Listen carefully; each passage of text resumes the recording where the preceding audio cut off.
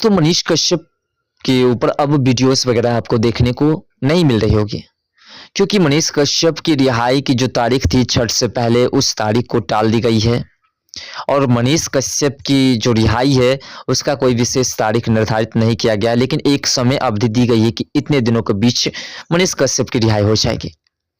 बात की जाए कि मनीष कश्यप के ऊपर से एनएसए, तो मनीष कश्यप के ऊपर जो एनएसए लगा था, मेन मुद्दा जो था एनएसए का, वो आपको धनतेरस के दिन ही हट गया।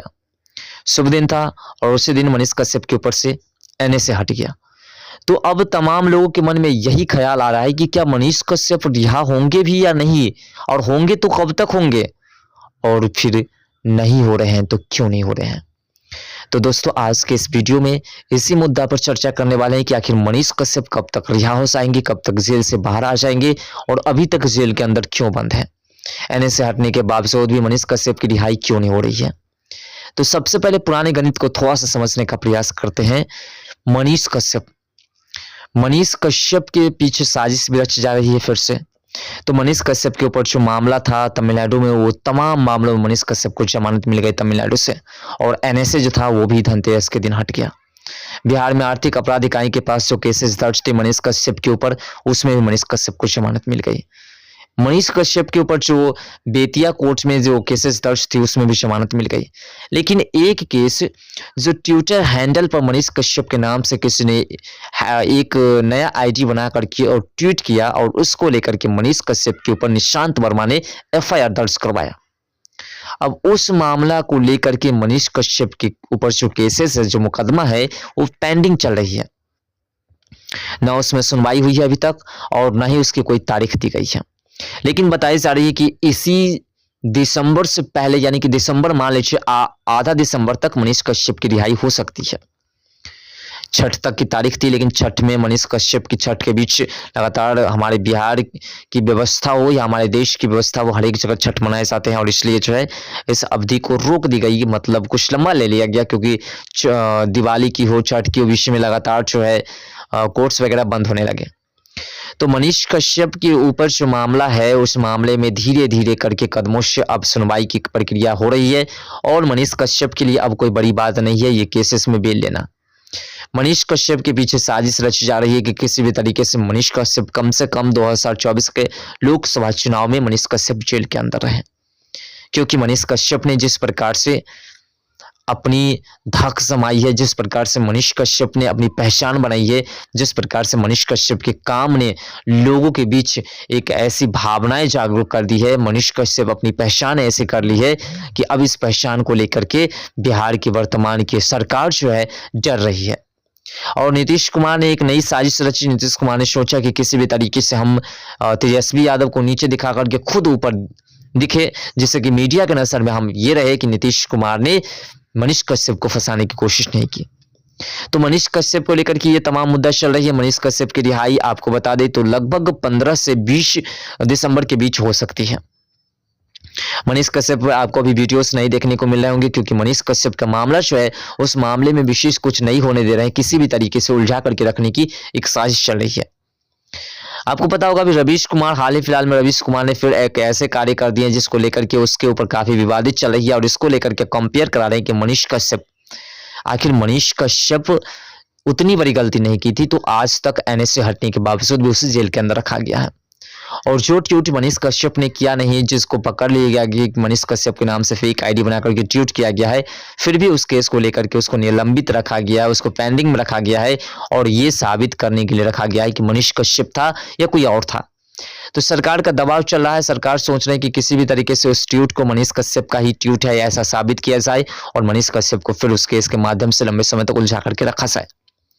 जो कि ये साबित हो चुका है कि मनीष कश्यप ने वो ट्वीट नहीं किया था, उस ट्वीट को किसी और व्यक्ति ने किया था, लेकिन मनीष कश्यप के ऊपर ये इल्जाम साबित हो। तो किसी भी तरीके से मनीष कश्यप को फंसा करके, मनीष कश्यप को एक नया रास्ता चुन करके और उसे जेल में अंदर रखने का एक नई साजिश चल रही है। तो कहीं ना कहीं मनीष कश्यप इस उलझन में फंसे हुए हैं।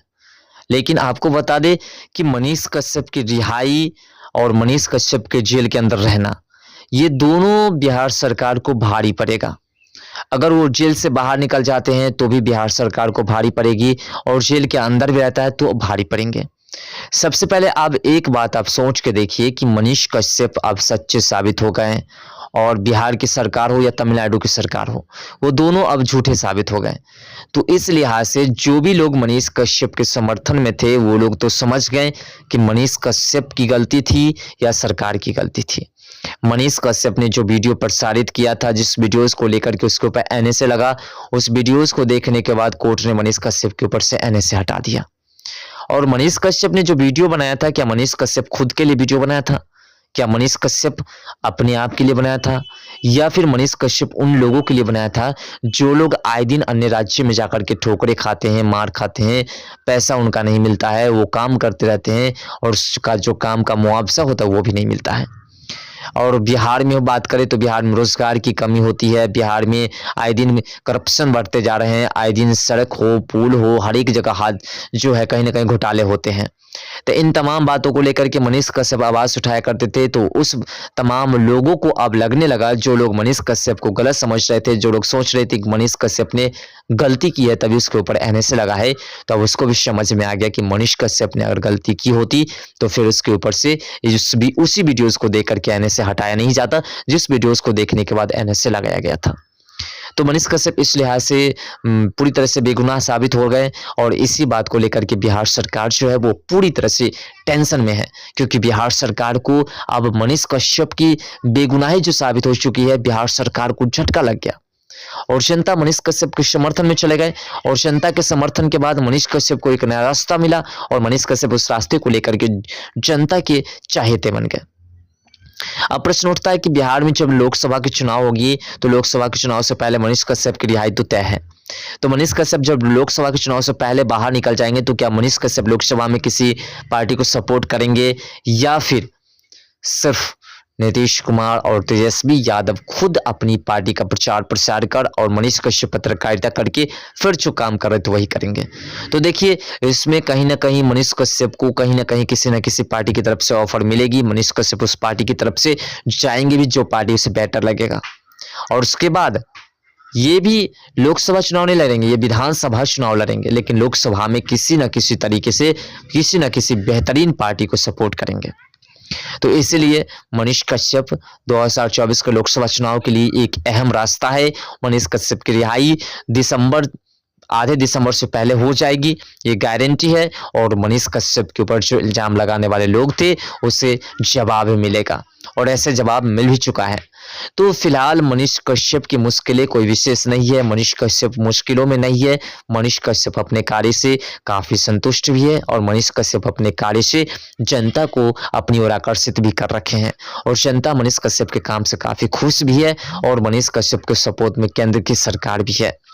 बिहार की सरकार भले ही एंटी हो लेकिन केंद्र सरकार जो मनीष कश्यप के समर्थन में है और इसलिए मनीष कश्यप कहीं न कहीं बिहार की राजनीति का एक युवा चेहरा, बेहतरीन चेहरा के तौर पर सामने जरूर आ रहा है। फिलहाल मनीष कश्यप की रिहाई बहुत जल्द होने जा रही है। मनीष कश्यप से जुड़ी कुछ भी बातें आपको लगी कमेंट सेक्शन में अपना राय जरूर दीजिएगा और साथ साथ